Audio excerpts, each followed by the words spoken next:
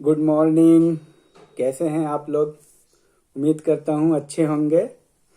और पिछली वीडियो में हम लोगों ने समाजीकरण से रिलेटेड समाजीकरण की अवधारणा और एजेंसीज ऑफ सोशलाइजेशन और स्टेजेस ऑफ सोशलाइजेशन की चर्चा कर चुके हैं। इस वीडियो में हम थ्योरी ऑफ सोशलाइजेशन की बात करेंगे, समाजीकरण के सिद्धांत। तो हम आपको बता दें, इसमें जो सबसे मशहूर वैज्ञानिक हैं C.H. कूले, चार्ल्स हट्टन कूले, जो सोशलॉजिस्ट भी हैं और साइकोलॉजिस्ट भी माने जाते हैं। दोनों विषय में इनका पकड़ है, सोशल साइकोलॉजिस्ट हैं। इन्होंने अपनी पुस्तक human nature and social order, जो इनके द्वारा लिखित 1902 में लिखी गई थी, इसमें उन्होंने आत्मदर्पण का सिद्धांत दिया और स्व की बात की, सेल्फ की बात की। कि सबसे पहले हम आपको समझा दें स्व क्या है। कई लोगों को कंफ्यूजन है, विद्यार्थियों को। स्व का मतलब घमंड से नहीं है। स्व का मतलब है कि आपका अपने बारे में कैसी चेतना है, आप अपने बारे में कितना जानते हैं, आप कितने अवेयर हैं। और ये बात आपको तभी पता चलेगी C.H. कूले के अकॉर्डिंग, जब आप सोसाइटी में इंटरेक्ट करेंगे कि आपका कॉन्शसनेस, आपकी चेतना आपके बारे में क्या अवेयर रखती है। जैसे आपने कई बार देखा होगा, एक शराबी शराब पी करके सोचता है कि वो प्रधानमंत्री है। तो क्या वो प्रधानमंत्री है? जब वो दिन के उजाले में और अकल की गहराई में सोचता है और स्व में आता है, जब उसका स्व का विकास होता है तो सोचता है, अरे मुझसे गलती हो गई, मैं प्रधानमंत्री तो नहीं हूं। तो आप अपने बारे में कितना जागरूक है और सही तरीके से जागरूक है, ये जागरूकता डेवलप होती है इंटरेक्शन से। जब सोसाइटी में इंटरेक्ट करेंगे तो आपको पता चलेगा कि आपका स्तर क्या है समाजीकरण का, आपका लेवल क्या है सचमुच में। तो ये है स्व। और आत्मदर्पण का सिद्धांत कूले कहते हैं कि ये सोसाइटी एक आईने की तरह है, एक दर्पण की तरह है। इसमें हम लोग अपना चेहरा देखते हैं और अपने आप को देखते हैं कि हम कैसे हैं, हमारी पर्सनालिटी कैसी है। सपोज कि आप सुबह सुबह आईना देखते हैं और कहीं जाते हैं तो आईना देखते हैं और आईना देख के अंदाज़ा लगाते हैं कि आपके चेहरे में कोई दाग तो नहीं है। और दाग अगर होता है तो फिर क्या करते हैं? फिर आप साफ करते हैं, फिर दोबारा आप तीसरी बार में फिर आप आईना देखते हैं। तो कूले कहते हैं कि हम ये प्रक्रिया जो है समाजीकरण की 3 स्तर में चलती है। पहला ये कि समाज यानी व्यक्ति आपके बारे में क्या सोचता है। व्यक्ति आपके बारे में जो भी सोचता है, या अच्छा सोचता है या बुरा सोचता है, उस बात को आप कैसा लेते हैं। दूसरी प्रक्रिया है, आप व्यक्तियों के समाज में आपके बारे में जो रुझान है, जो विचार है, उस पे आपका क्या राय है। उसके बाद उस राय के मुताबिक आपका जो मूल्यांकन है, आपकी जो गतिविधि है, आप उस राय को किस रूप में लेते हैं और अपने आप का सुधार करते हैं, अपने आप को आप कहाँ पे पाते हैं।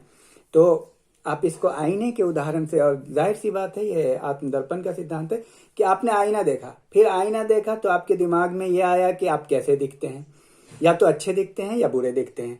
अगर कुछ सुधार करना है तो आप चेहरा धो लेंगे, कुछ उसमें आप लगाएंगे, और उसके बाद फिर आप तीसरी बार आईना देखेंगे और आप फील करेंगे कि आप कैसे हैं। तो ये कूले का आत्मदर्पण का सिद्धांत है। और इसमें कूले पे ये आरोप है कि उन्होंने अपना आत्मदर्पण का सिद्धांत क्या करे कि वैनिटी फेयर से लिया है। ठैकरे हैं, उनके वैनिटी फेयर से लिया है। और दूसरे वैज्ञानिक जो बहुत महत्वपूर्ण है, उनका नाम है G.H. मीड।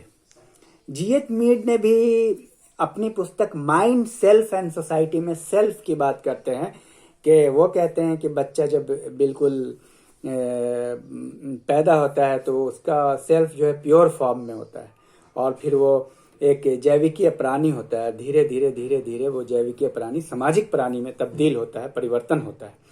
तो इस प्रक्रिया को वो एक तो ये बताते हैं कि आई होता है, बच्चा जब पैदा होता है तो वो अपने अलावा किसी को नहीं जानता, और धीरे धीरे जब उसका कांटेक्ट समाज में, परिवार में लोगों से होता है तो आई मी में तब्दील होता है, आई का इंटरेक्शन मी की तरफ होते चला जाता है। तो इसको इस तरह से वो कहते हैं कि जैसे जैसे आई का इंटरेक्शन सोसाइटी से होता है तो सोसाइटी तो वह व्यक्ति का आई मी में तब्दील होता है और वो अपने बारे में अपने नज़रिए से नहीं बल्कि समाज के नज़रिए से सोचता है और इससे वो उसका समाजीकरण होता है। तो आई एंड मी का सिद्धांत ये है। और तीसरा महत्वपूर्ण वैज्ञानिक है फ्रायड। ये फ्रायड की थ्योरी ऑफ साइको एनालिसिस कहलाती है और ये एक मनोवैज्ञानिक है, समाज मनोवैज्ञानिक है। इन्होंने भी कहा कि इन्होंने कहा कि समाजीकरण भी 3 अवस्थाओं से गुजरता है और उन्होंने 3 अवस्था, दिमाग के 3 स्टेज बताए हैं कि हमारा जो दिमाग है वो 3 भागों में विभक्त है। एक मनुष्य का जो दिमाग है वो एक है, उसका एक हिस्सा है ईड और दूसरा हिस्सा है ईगो और तीसरा हिस्सा है सुपर ईगो।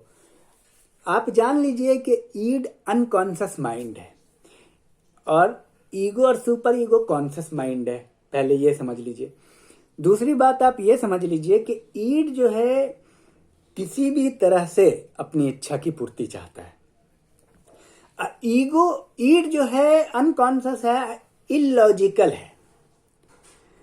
ईगो कॉन्शियस है और लॉजिकल है, सोच विचार करने वाला है, अपने दिमाग का एक हिस्सा है जो सोचता है। और सुपर ईगो भी कॉन्शियस है और ये रैशनल है। तो ईड जब कोई इच्छा प्रस्तुत करता है तो ईगो उस पर कंट्रोल करता है कि नहीं, ये इच्छा पूरी होगी या नहीं होगी, ऐसे ठीक नहीं है, ये सही है, ये गलत है। ये ईगो ईड को कंट्रोल करता है।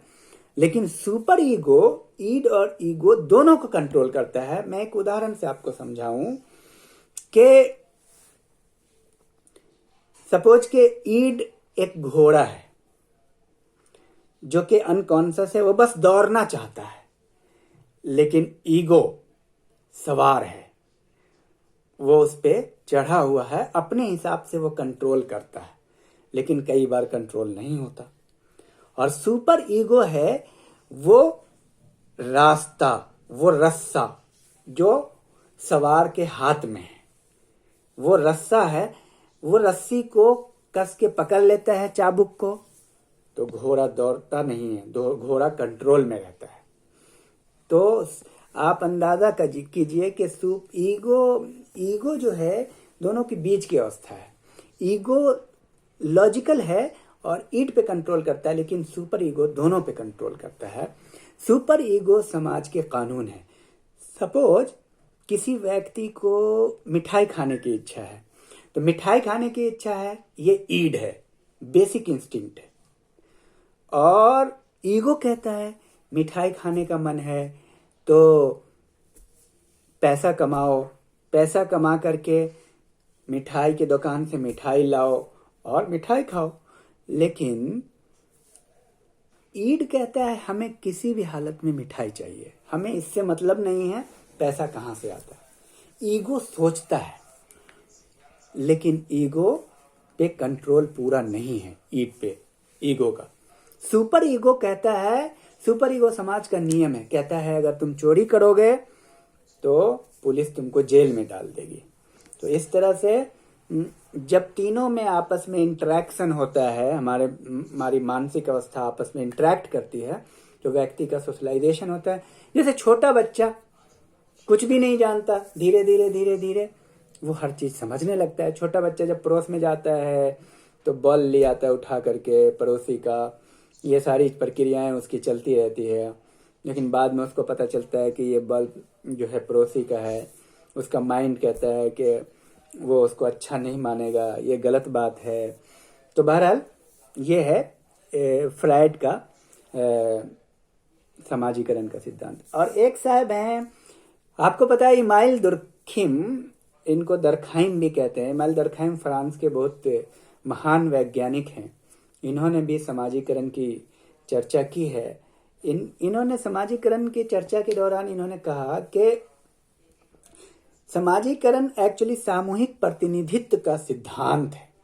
समूह ग्रुप रिप्रेजेंटेटिव का थ्योरी है कि समूह का जो इच्छा होता है उसी को व्यक्ति को मानना पड़ता है। अगर समूह कहता है कपड़ा पहनो तो आपको कपड़ा पहनना है। अगर स्कूल में कहा जाता है कि ये ड्रेस पहनना है, यही डिसिप्लिन है, तो पूरे सामूहिक प्रतिनिधित्व का सिद्धांत वहां पे लागू होता है। तो व्यक्ति स्कूल के पूरे सामूहिक प्रतिनिधित्व के सिद्धांत के अकॉर्डिंग वो अपना ड्रेस सिलाते हैं और स्कूल में विद्यार्थी उस ड्रेस को पहन के जाता है। इस तरह से समाजीकरण उसका ग्रुप को फॉलो करते हुए होता है। ग्रुप को जैसे जैसे वो फॉलो, और ये उन्होंने कहा इमाइल दरखाइम ने कि एक सामाजिक तत्व है समाजीकरण, कि व्यक्ति उसको सीखता है। सपोज के पिता है तो पिता का सम्मान करना है, सब लोग सम्मान कर रहे हैं और सब उम्मीद कर रहे हैं, एक ग्रुप कॉन्शसनेस है, ग्रुप रिप्रेजेंटेशन है कि पिता का सम्मान करना है, तो पिता का सम्मान सब करते हैं। और एक वैज्ञानिक हैं ब्रूम एंड सेल्जनिक। ब्रूम एंड सेल्जनिक ने समाजीकरण के 2 प्रकार बताए हैं। एक है दमनकारी समाजीकरण और दूसरा है सहभागी समाजीकरण। दमनकारी समाजीकरण में वो कहते हैं कि जैसे माता पिता की तरफ से जो समाजीकरण होता है बच्चों को दबाव मूलक, कि तुम्हें ये सीखना है, पढ़ने जाना है, स्कूल में फूल नहीं तोड़ना है, इस प्रकार का जो कंट्रोल होता है उसको वो दमनकारी समाजीकरण कहते हैं। और दूसरी तरफ सहभागी समाजीकरण जो अपने मित्र के साथ और स्वतंत्रता में, अपनी आज़ादी में जो समाजीकरण होता है, आज़ादी के साथ समाजीकरण होता है, और उसको कहते हैं सहभागी समाजीकरण, ब्रूम एंड सेल्जनिक। और इसी क्रम में समाजीकरण का एक प्रकार है, वो मैं बताऊं, निगेटिव सोशलाइजेशन। निगेटिव नकारात्मक समाजीकरण के अच्छी चीजें ना सीख करके बुरी चीजें, बुरी आदत सीखने लगते हैं, जैसे चोरी करना। और एक है डीसोशलाइजेशन। डीसोशलाइजेशन में विसमाजीकरण हुआ, ये विसमाजीकरण भूलने की प्रक्रिया है, जो चीज आपने सीखा वो आप भूल गए, इट इज डीसोशलाइजेशन। एक है रीसोशलाइजेशन, पुनर्समाजीकरण।